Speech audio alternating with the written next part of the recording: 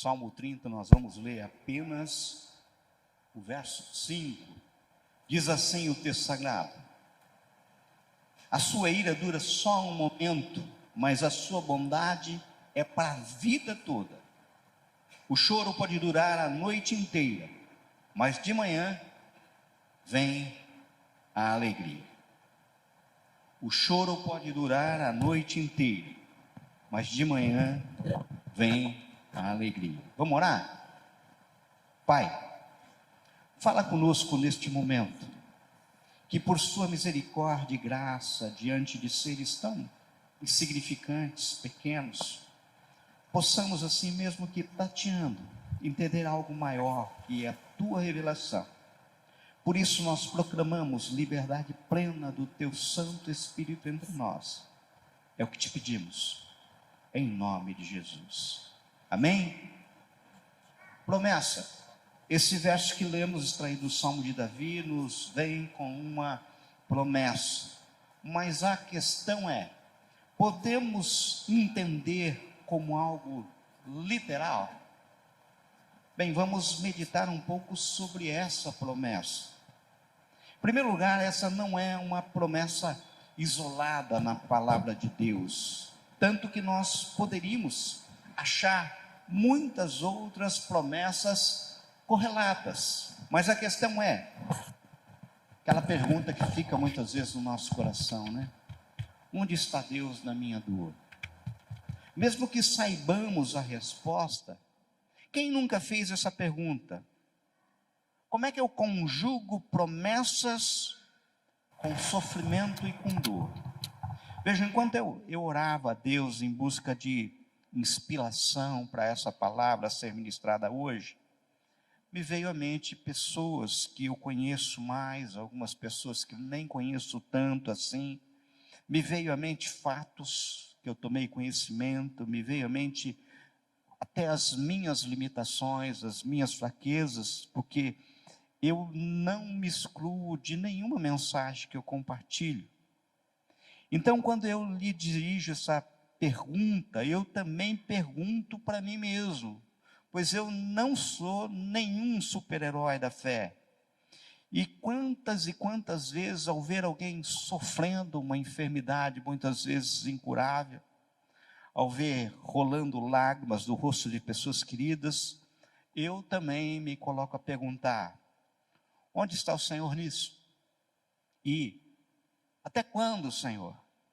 Notem, mesmo pulando o porquê disso, expressões do tipo, onde o Senhor está nisso e até quando isso, são comuns. Mesmo que não queiramos fazer, nós fazemos. Nós fazemos assim muitas vezes até em silêncio, quietinho, em meio às lágrimas, sem compartilhar com ninguém e até com medo que Deus escute os nossos pensamentos. Chega a ser uma bobagem tremenda, né? Porque o Senhor é onisciente, Ele sabe. O salmista diz de uma forma bem clara, no Salmo 139, Senhor, Tu me sondas, me conheces, sabe quando me assento, quando me levanto, de longe penetras os meus pensamentos, esquadrinhas o meu andar, o meu deitar, conhece todos os meus caminhos, ainda a palavra não me chegou à língua, Senhor, e já conhece toda. Quer dizer, como é que eu escondo o meu pensamento de um Deus assim? Quando pensamos, onde está Deus no meio disso, nos vem à mente uma ideia possivelmente espacial, de localização geográfica. Onde está Deus? Daí tem aqueles que, diante da dor, diante do sofrimento, não conseguem ver Deus porque acham que Deus está lá no alto, lá no céu, tão alto que é inatingível, pelo que Ele jamais se preocuparia com alguém tão insignificante como a gente, quanto nós. É um Deus inatingível. Essa ideia nos assusta, pois não funciona diante do nosso sofrimento um Deus tão alto, tão inatingível. Tem aqueles que pensam em um Deus que está abaixo, tão abaixo que em qualquer circunstância se sentem muitas vezes, pasmem, no direito de colocá-lo contra a parede e exigir-lhes que ele faça aquilo que eles querem. Faça isso, aquilo. São aqueles que exigem seus, digamos, direitos, entre aspas. Incrível como tem pessoas que infelizmente pensam assim. Mas você sabe que isso simplesmente não funciona. E essas pessoas se frustram. Tem aqueles que imaginam um Deus atrás, tão atrás que não te deixa andar. É muito aquém de você, ele te segura, você quer ir rápido. O mundo hoje em dia está rápido, ligeiro, mas esse Deus parece ser muitas vezes retrógrado. Tão retrógrado que aquilo que ele falou para nós está escrito há 2000 anos atrás, os textos mais novos, sabe? Ele atrás, ele te segura, sua objetividade deve ser relativizada. E quando vê que também não funciona assim, essas pessoas também se frustram. Agora tem aqueles que simplesmente acham que até o nosso dia a dia, Deus está à frente. Tão à frente que nós corremos atrás dele e nós não conseguimos alcançá-lo. Ele também é inatingível. Quanto àquele Deus lá no alto, não preciso nem dizer que isso é perturbador. Já tem aqueles que imaginam um Deus do lado, aquele Deus grudado, ombro a ombro. E isso, de certa forma, também nos incomoda.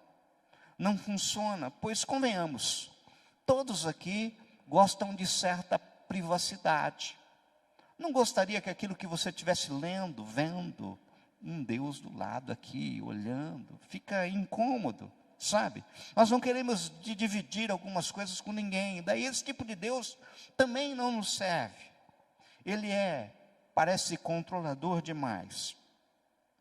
Acontece que a palavra de Deus nos aponta em Mateus 1:23 o seguinte: eis que a virgem conceberá e dará à luz um filho, e ele será chamado pelo nome de Emanuel, que quer dizer Deus conosco. Então nós temos resolvido um primeiro questionamento: onde está Deus?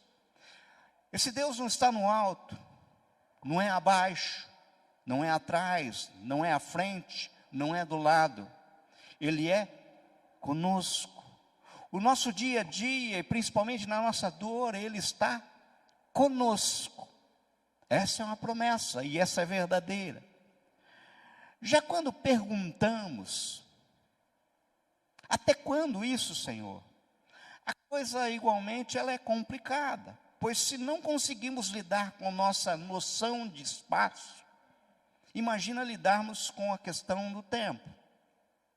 Jeremias, no livro de Lamentações, em seu capítulo 3, verso 22 a 23, nos aponta a exemplo de Davi o seguinte, parece um texto paralelo ao que lemos: graças ao grande amor do Senhor é que não somos consumidos, pois as suas misericórdias são inesgotáveis. Renova-se a cada manhã, grande é a sua fidelidade. Ou seja, de plano nós vemos a expressão cada manhã, pelo que nos parece que aqui temos um marco temporal. A cada manhã, as promessas de Deus, a misericórdia de Deus, a graça de Deus se apresenta a cada nova manhã. Temos isso gravado como um marco. Queridos, eu já me utilizei dessa última parte do verso 5 do Salmo 30. O choro pode durar uma noite, mas a alegria vem pela manhã. Na realização, por exemplo, de ofícios fúnebres. Eu já li muitos autores, ouvi muitas pregações que traziam como base, como pano de fundo, justamente essa expressão. O choro pode durar uma noite, mas a alegria vem pela manhã. Mas deixa eu provocar um pouquinho a mente de vocês nessa noite. Você, quando está em sofrimento, lhe sobrevém uma dor, nunca pensou assim: qual é a natureza dessa dor? Qual é a natureza desse choro? Deus está olhando, Deus se importa mesmo com o meu choro? Ora, no Salmo 56, o salmista aponta que o Senhor conta os nossos passos quando sofremos perseguições, e que, não me pergunte como, Ele recolhe nossas lágrimas em odre e ainda escreve razões no seu livro. Salmo 56, 8. Mas, que tipo de lágrima Ele recolhe? Como assim? Existem lágrimas diferentes? Existe choro diferente um do outro? Como é que é isso? Olhando as Escrituras, vemos que existem lágrimas diferentes. Preste atenção. Existem aquelas que movem o coração de Deus em nosso favor e nos aproxima dele. Mas existem aquelas que causam repulsão ao Senhor e nos afasta dele. Eu vou tentar explicar com 2 exemplos para vocês. Eu acho que todos se lembram do livro de 2 Reis, capítulo 20. Nós nos deparamos com o profeta Isaías, indo anunciar ao rei Ezequias que ele iria morrer. Vejam, ele vai lá levar um decreto de Deus. No decreto é assim: ponha a sua casa em ordem, porque você não vai sarar. Apronte-se para morrer. É mais ou menos assim que está claro no decreto do Senhor. Acontece que a Bíblia nos revela que naquele momento Ezequias virou o rosto para a parede e orou. E o texto ainda afirma que ele chorou amargamente. Agora, se nós observarmos o texto sagrado, nós veremos que antes mesmo que Isaías sair do pátio do palácio, o Senhor fala a Isaías: volte e diga o seguinte a Ezequias: eu, o Senhor, o Deus do seu antepassado Davi, escutei a sua oração e vi as suas lágrimas. Eu vou curá-lo. Ou seja, nós vemos aqui de forma clara que não só a oração, como as lágrimas, o choro de Ezequias foram ouvidos e moveu o coração de Deus. Ou seja, efetivamente nós temos um Deus que não fica indiferente à nossa dor, amém? Não fica. Agora, quando vamos ao livro de Malaquias, o último livro do Velho Testamento, nos versos do capítulo 2, verso 13, é apontado assim, ó: existe outra coisa que vocês fazem, gemem, choram, cobrindo de lágrimas ao altar de Deus, porque Ele já não aceita mais os sacrifícios que vocês oferecem. O que o Senhor está falando aqui? Vocês estão gemendo, chorando, enchendo de lágrimas o meu altar, mas eu não estou nem aí com essas lágrimas. Eu não estou nem aí com esse choro. Ora, até parece que nós temos uma contradição. Quando a gente compara os 2 textos, aquele de Ezequias e esse, parece, o livro de Isaías e esse, parece que nós temos um Deus que é bipolar. Uma hora ele se move e percebe o choro e as lágrimas, mas outra ele não só não recebe, como as lágrimas lhe causam repulsa. No caso, a resposta da repulsa de Deus, as lágrimas anunciada no verso 13 de Malaquias, está no verso 14. Diz assim, ó: e cada um de vocês pergunta, por quê? É porque Deus sabe que você tem sido infiel à sua esposa, a mulher com quem casou quando era moço. Ela era sua companheira, mas você quebrou a promessa que fez na presença de Deus, de que seria fiel a ela. Em resumo, o que Deus está dizendo? Você traiu a sua mulher, adulterou e agora vem com lágrimas diante de mim, diante do trono. É ruim que eu vou aceitar isso, hein? Ou seja, num linguajar bem vulgar, Deus está falando para o camarada, diz assim: não vem que não tem.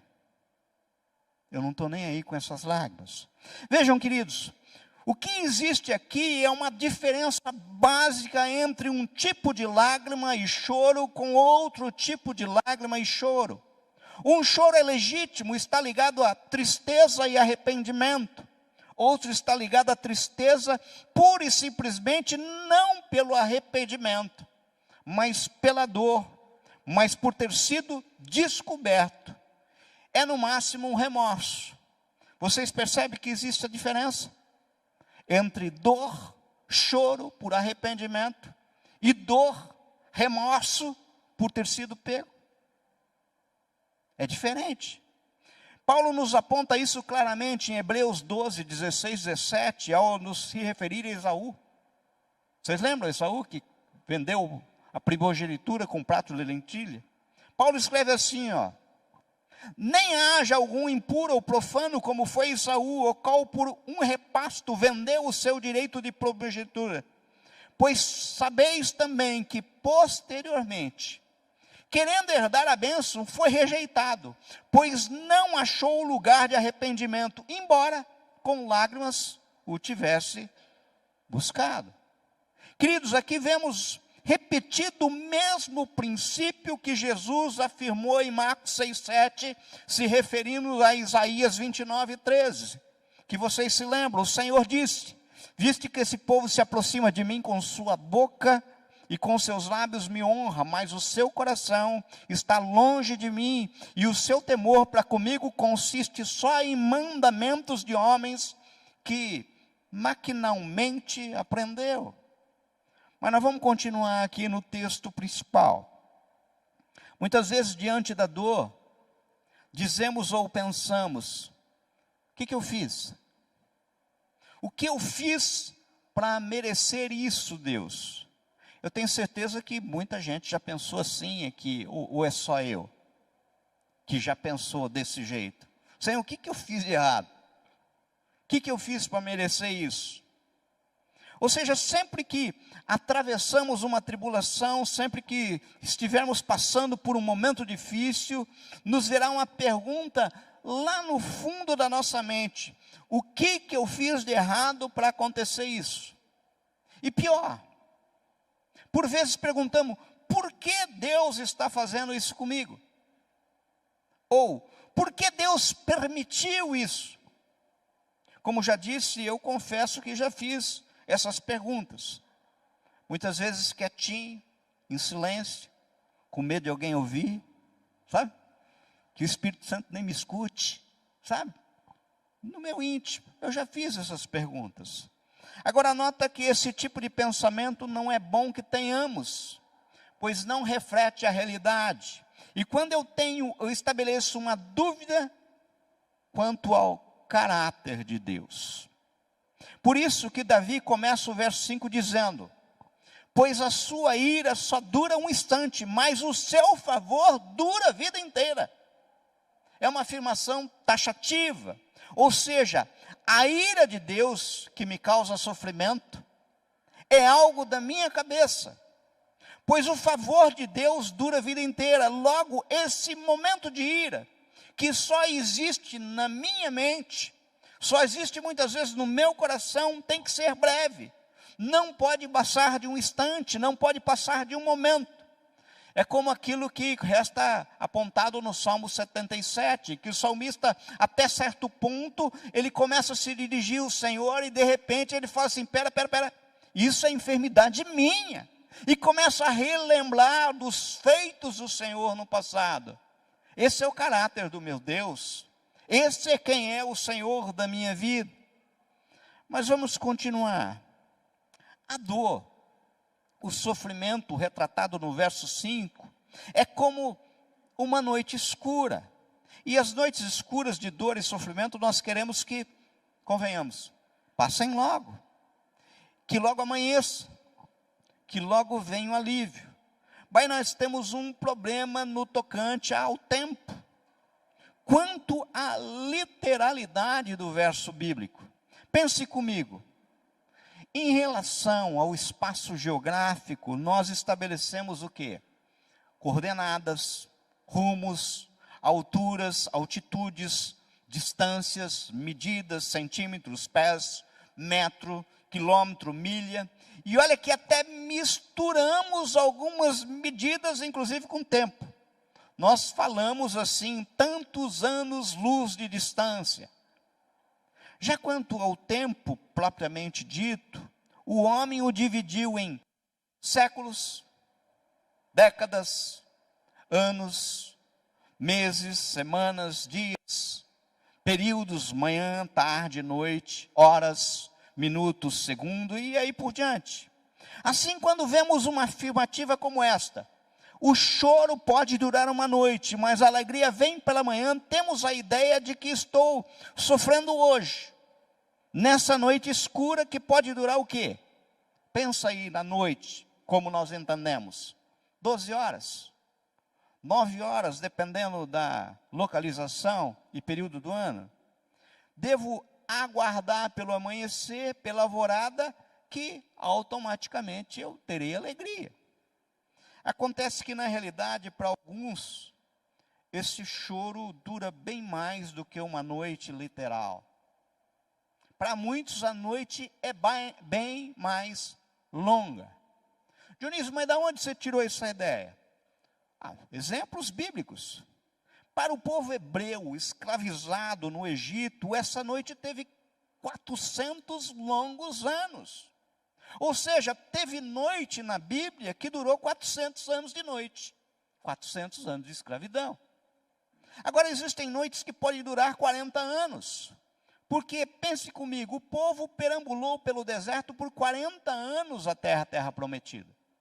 Ou seja, o conceito de noite, o seu tempo pode variar. Não é um conceito, uma medida exata, segundo o nosso padrão. Talvez seja por isso que o Senhor falou em 2 Pedro 3,8, amados, não ignoreis uma coisa, que um dia para o Senhor é como 1000 anos, e 1000 anos como um dia. Querido, querida, pense em você. Quanto tempo durou o teu choro? Aquele momento difícil pelo qual você passou, a tua noite. Ou eu poderia dizer assim, quanto tempo já dura a tua noite escura? Aquilo que vou falar agora, com certeza pode trazer assim, frustração para alguns. Mas para muitos pode ser libertador. Um divisor que separa, talvez assim, homens de meninos. Para muitos a noite dura a vida toda. Pense comigo. Em 400 anos de escravidão no Egito, quantos nasceram e morreram no choro, na noite? Para muitos, do nascer ao morrer foi noite. Aqueles que saíram do colo do Egito, andaram por 40 anos no deserto e não entraram na terra prometida. Tiveram uma vida toda de noite, no meio do deserto. Ou seja, tem gente que a noite da sua vida, ou seja, a noite da sua vida e a sua vida inteira. Note, para muitos a doença é muito mais presente do que a saúde. Eu já falei aqui, certa vez em uma noite escura da minha vida, eu precisei levar a minha filhinha para uma intervenção cirúrgica. Naquela época no Hospital das Clínicas da Faculdade de Medicina de Botucatu, em Rubião Júnior. Aquela noite já durava alguns meses, atrás de médico. Chegamos lá, eu, a Ana, com a Carol ainda, um bebezinho, clamando por um amanhecer, pela alegria. Eu estava muito abatido, pois quando a noite em nossa vida é a saúde de um filho, a coisa é mais complicada. Quem é mãe aqui, quem é pai, sabe muito bem aquilo que eu tô falando. Pois quando eu fui surpreendido por um casal de Itatinga, no caso o homem, observando a minha dor, a dor da Ana, ele se aproximou de mim, me deu um tapinha nas costas e sem me conhecer, convidou naquele momento para eu ir na casa dele, tomar um banho, espairecer, sabe, descansar. Falou para mim não me preocupar, que tudo daria certo. Eu agradeci, falei que estava bem. No meio da nossa conversa, fiquei sabendo que eles estavam, pai e mãe, se revezando para cuidar da sua filha de 4 anos, que por sua condição de enfermidade, nunca havia saído de um hospital. É mole? Uma noite que já durava 4 anos. Eu não sei nem dizer para vocês o que senti naquele momento. Um misto de vergonha e de amor por aqueles pais que demonstraram uma fé surpreendente e conseguiram me mostrar a alvorada para minha alma, com uma palavra. Mas você poderia falar, tá, mas e as promessas? Ora, daí eu tenho justamente que falar de fé. Vejam o que temos no livro de Hebreus 11. Quem for rápido aí de endereço, abra. Senão vai estar no telão. Hebreus 11, alguns versos. Verso 1, definição de fé. Ora, a fé é a certeza daquilo que esperamos e a prova das coisas que não vemos. Verso 6, sem fé é impossível agradar a Deus, pois quem dele se aproxima, precisa crer que ele existe e que recompensa aqueles que o buscam. A partir do verso 7 a 12, os heróis da fé ali apontados às figuras de Noé e Abraão, que se firmaram nas promessas do Senhor. Agora no verso 13. Todos esses ainda viveram pela fé e morreram sem receber o que tinha sido prometido. Viram-nas de longe e de longe as saudaram, reconhecendo que eram estrangeiros e peregrinos na terra. Não sei se vocês prestaram atenção naquilo que nós acabamos de ler no capítulo 11 de Hebreus. Não só nesse capítulo define fé, como nos aponta exemplos de fé de Noé e Abraão, e nos fala daqueles que viveram pela fé e morreram sem receber o que tinha sido prometido. Viram-nas de longe e de longe as saudaram. Que eles entendam, existem pessoas que atravessam noites mais longas, em que a maior parte da vida é de noite. Para alguns a vida toda se dá à noite. Eu sei que vocês estão olhando assim, estão ficando meio chocados com aquilo que eu estou falando. Fala assim, rapaz, nós cantamos aqui, a alegria que vem pela manhã, como é que é esse negócio? Daí esse pregador sobe no púlpito e começa a desmanchar tudo aquilo que eu acreditava. Como é que é isso? Preste atenção, existem pessoas que parecem que só conseguem ver o amanhecer de longe. Observem que eu disse, parece, porque na realidade, a noite de choro não tem a ver com um período de tempo ou a vida biológica. E o amanhecer de alegria tem tudo a ver com um plano eterno ligado à minha fé e capacidade de obediência e de alegrar-me. Complicou, né? Deixa eu tentar explicar um pouquinho. Eu conheço muita mãe, muito pai, muita avó, que passou uma longa noite de choro por seu filho, por seu neto. Uma noite que durou a vida toda. E hoje, o pai, a mãe, a avó, não está mais aqui entre nós. Mas esse filho, esse neto, é um amanhecer de alegria.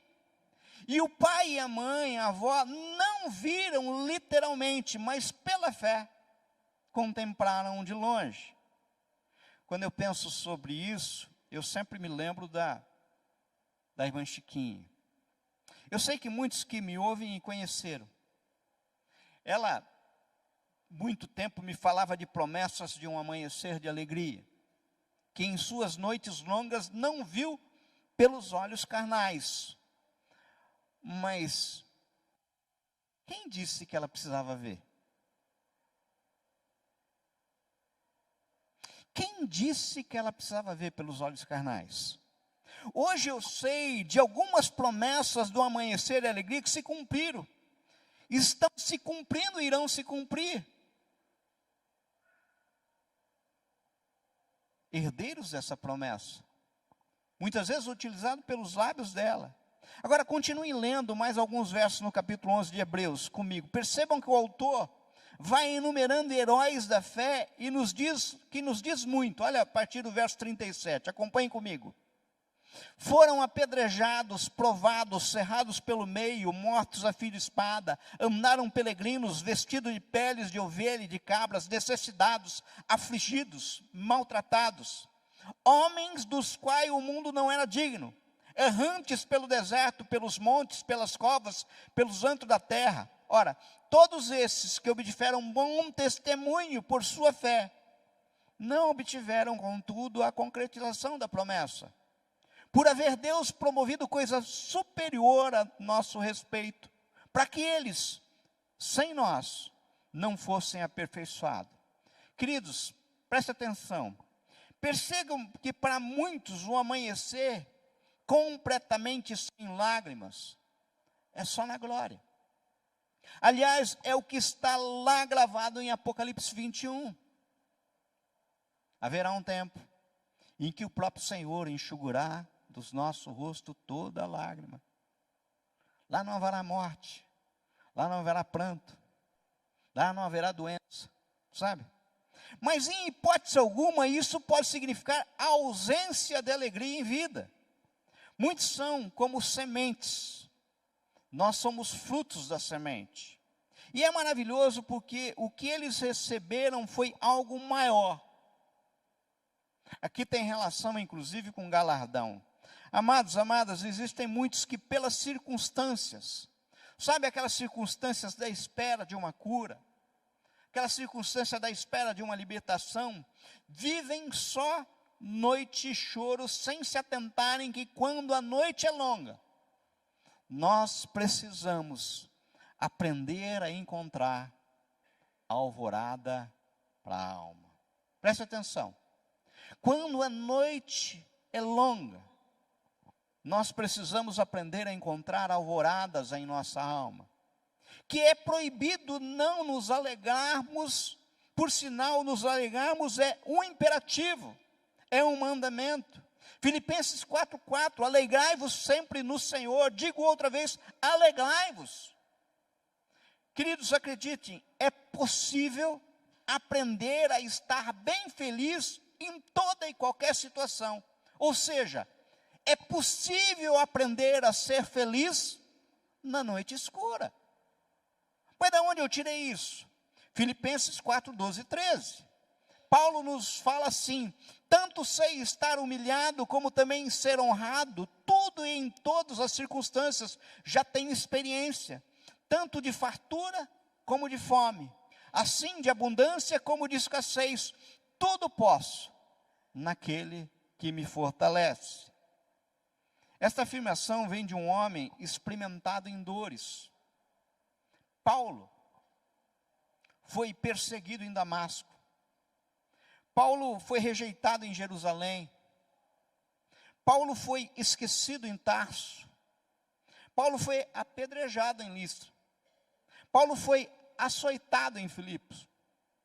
Foi escorraçado em Tessalônica. Foi enxotado em Bereia.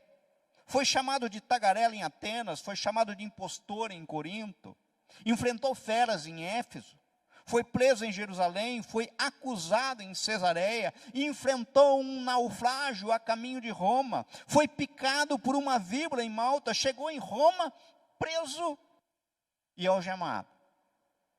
Mas nunca desistiu, pois carregava dentro de si uma certeza: as coisas que me aconteceram tem contribuído para o progresso do Evangelho. Queridos, o que Deus está nos falando nessa noite é que é possível experimentarmos amanhecer e alegria, mesmo que do lado de fora da nossa alma esteja noite, que a sua alma esteja de choro. A alvorada da nossa alma independe das circunstâncias externas. Queridos, criar a alvorada da alma é criar dentro do nosso coração espaço para a luz. Mesmo que esteja noite. É mesmo que a perspectiva seja a pior possível, ainda continuar cantando. Porque eu não preciso ver para crer. A minha alegria não está nas circunstâncias. A minha alegria está no Senhor. Entenderam?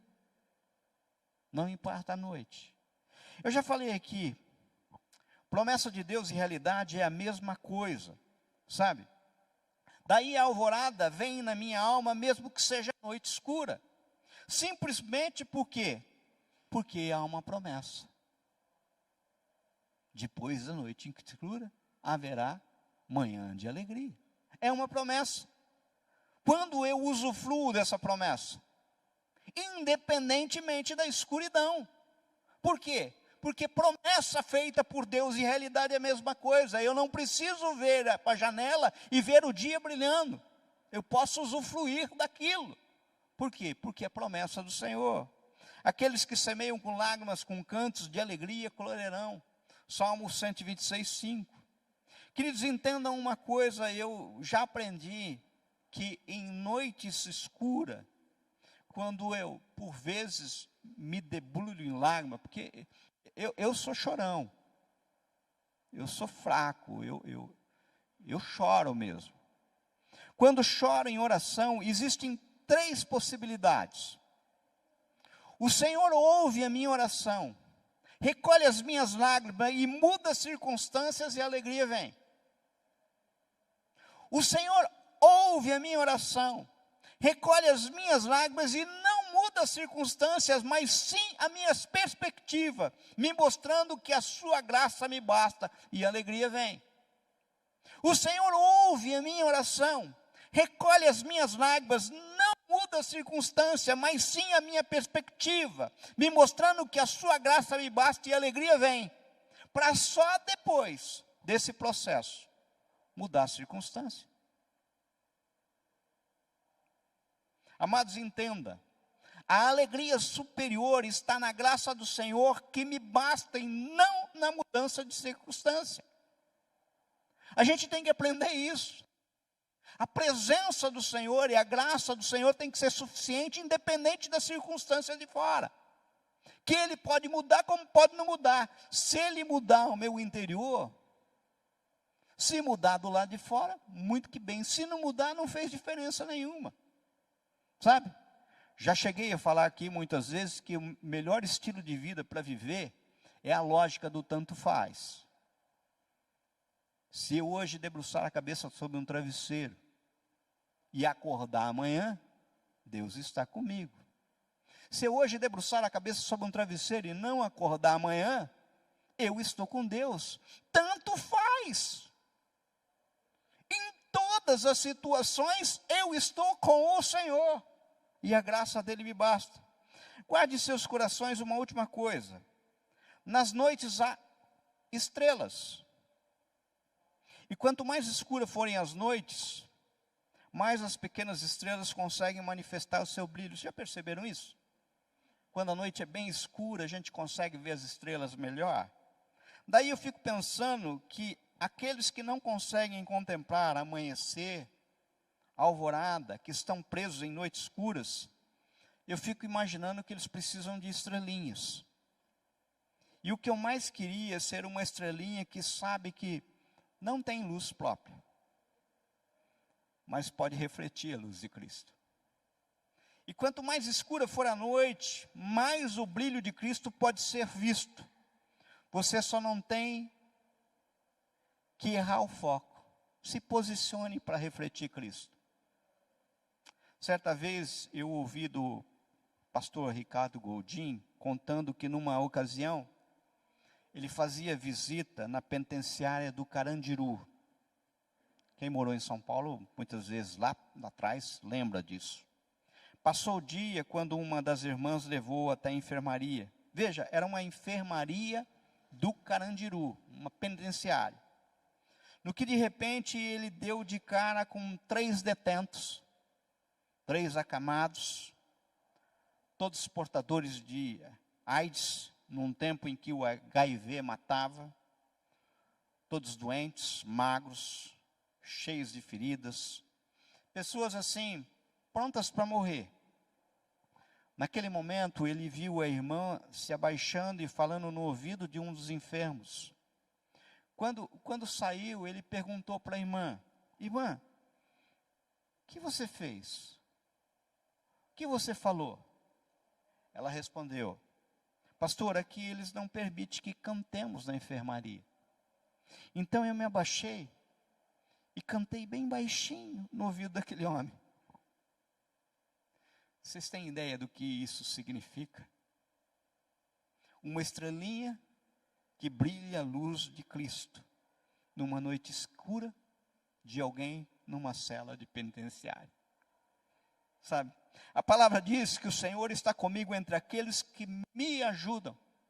Salmo 118, 7. Esse é básico da igreja de Cristo.